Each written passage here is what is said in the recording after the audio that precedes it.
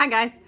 So this is part 2 of preparation for my night on the street experience with Fortitude. Just to recap, I am the director of Fortitude, just in case anybody doesn't know. And we have our Night on the Street fundraiser coming up this weekend.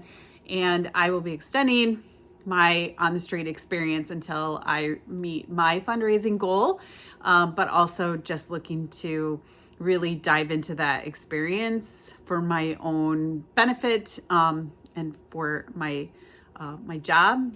Will help me be better at all of that. So I wanted to talk in this video just about the processes that I have had to consider in preparation for this. I have found myself really kind of planning and obsessing and worrying about this for the last couple weeks.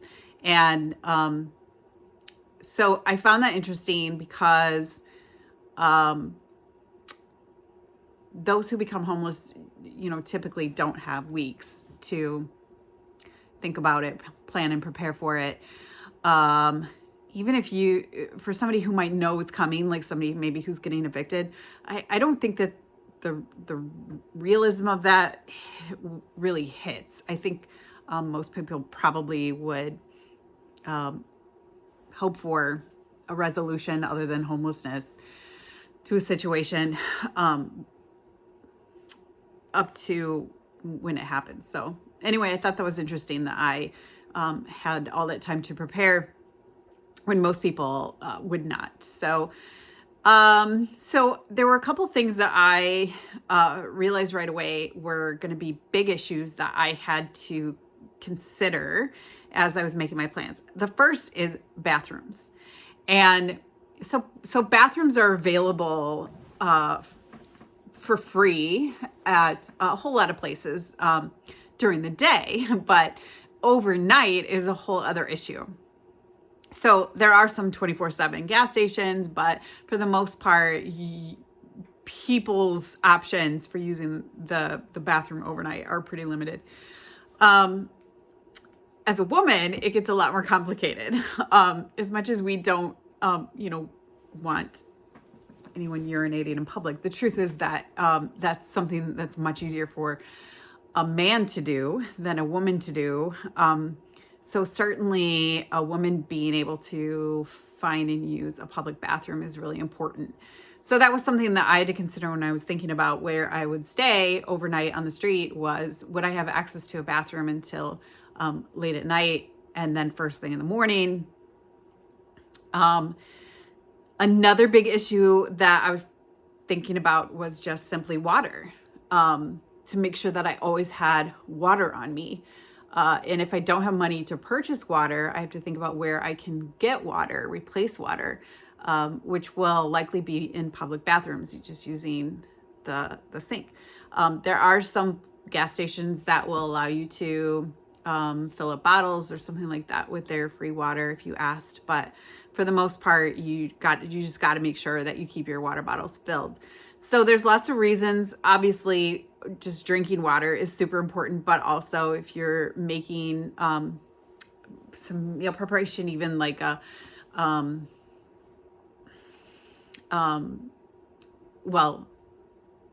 if you're able to heat up water, if you have a heat source, and you're able to heat up water, well, then you can have coffees and teas.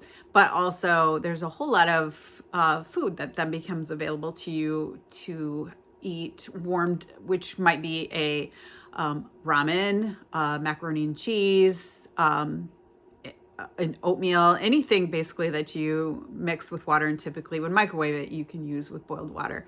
So that opens up a lot of opportunity. Use it for washing, brushing your teeth. So there's lots of reasons you just need to have that water with you at all times. Another thing these days, of course, which is an issue, is just keeping your phone charged. So knowing where you are able to plug in and get some electricity during the day to charge your phone. This is especially important for me since my phone is my work. It's very important that I make sure I always have that charged. Now, I have 2 block chargers.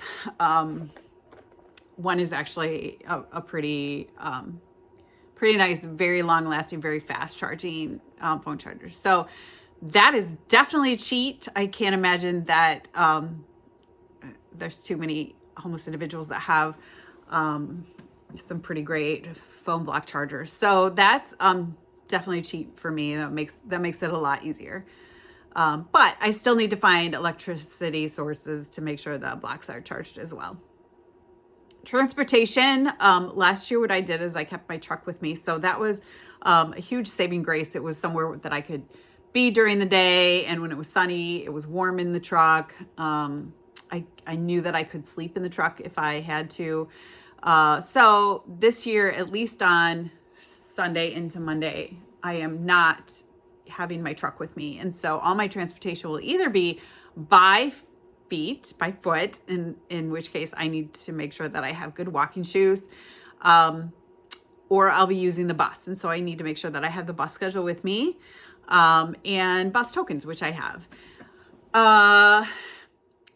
The bus is one of those things that we have known for quite a while is a challenge for homeless individuals, just because the cost for the bus is $1 one way, which to many of us does not seem high priced. And in the scheme of things, it's not a high price.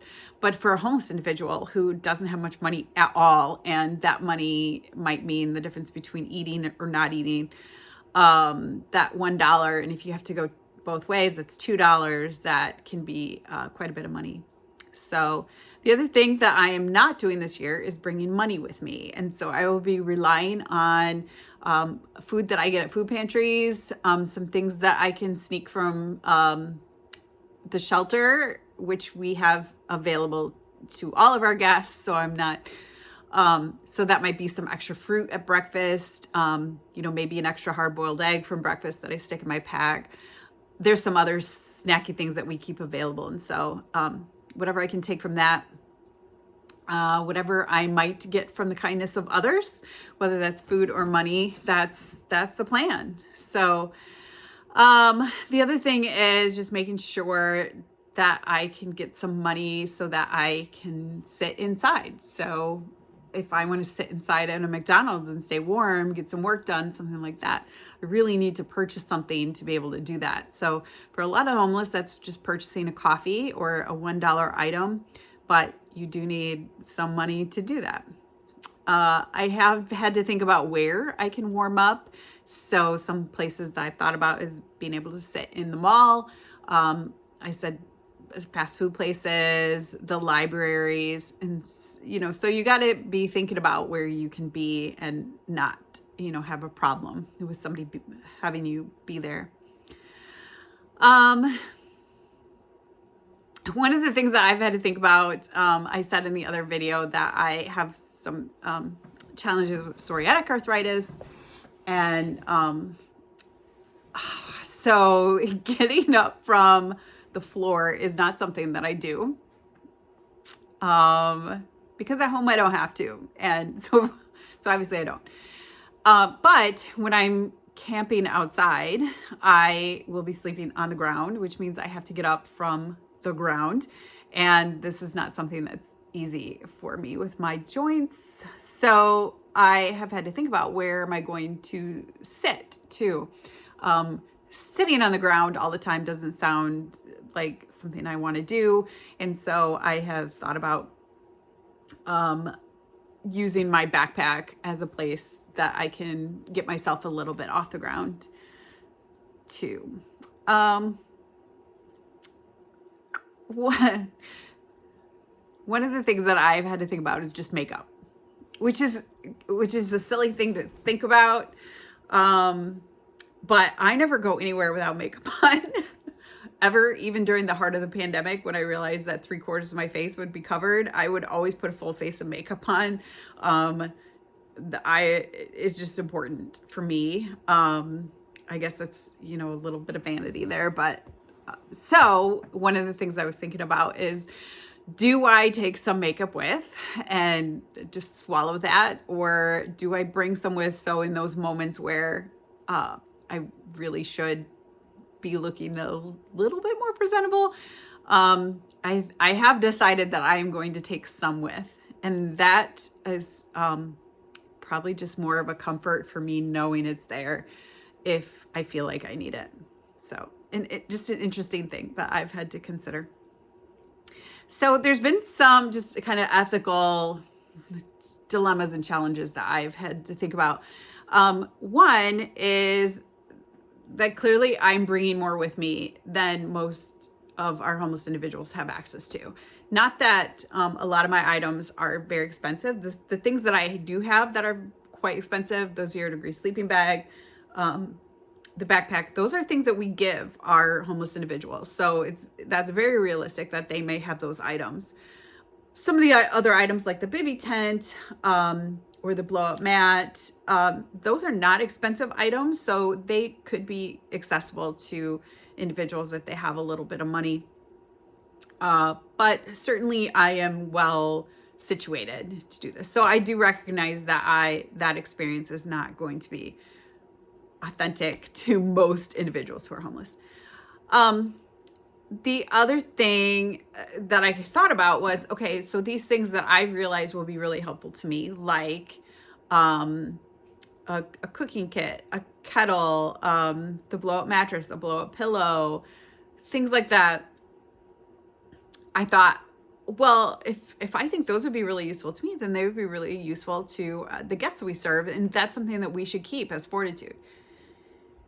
And then I realized the challenge that we face often, just in thinking about the things that we should provide for our guests, is that a lot of their things get stolen.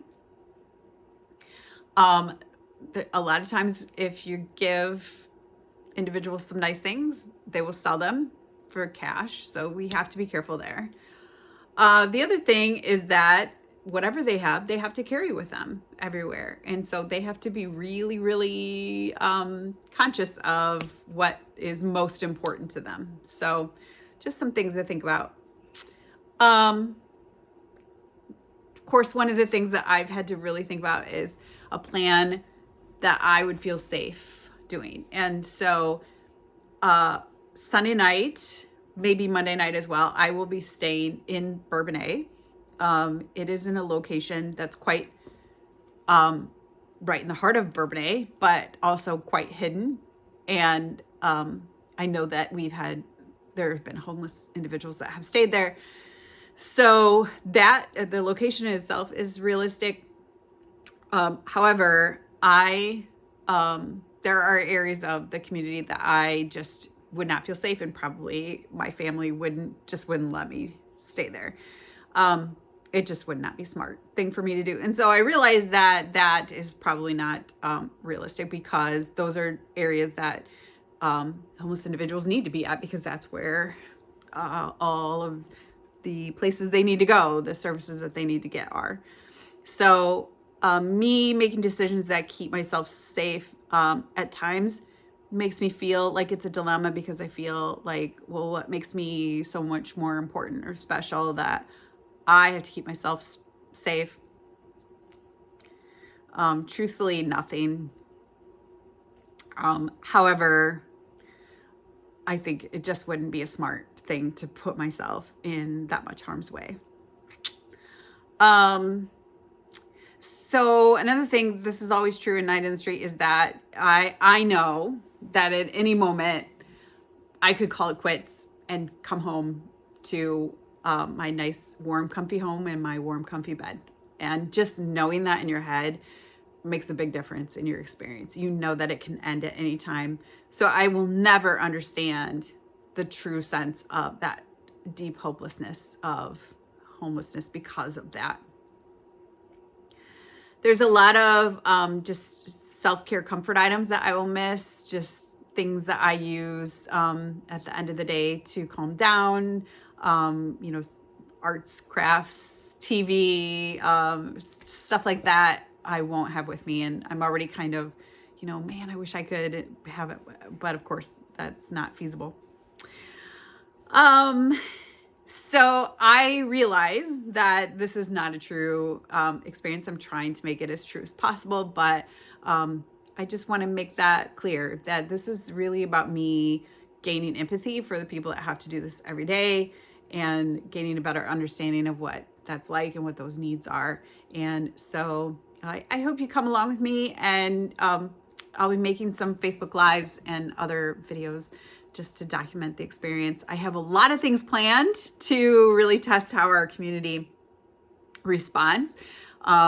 If they see me, if there will be a warm response or a not so warm response, I'll be going to at least a food pantry, maybe two, just to kind of see what that's like as a homeless individual.